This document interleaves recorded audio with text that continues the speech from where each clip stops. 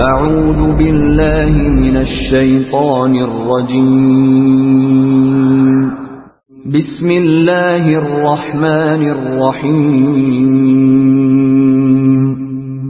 به نام خداوند بخشنده مهربان. ألم تر كيف فعل ربك بأصحاب الفيل ألم يجعل كيدهم في تضليل. ای پیامبر، آیا ندیدی پروردگارت با اصحاب فیل چه کرد؟ آیا فریب و نقشه آنان را در تباهی قرار نداد؟ و ارسل عليهم طيرا ابابيل ترميهم بحجارة من سجيل. و پرندگانی گروه گروه بر سر آنان فرستاد که با سنگ گل که در منقار و چنگال داشتند آنان را سنگ باران می کردند.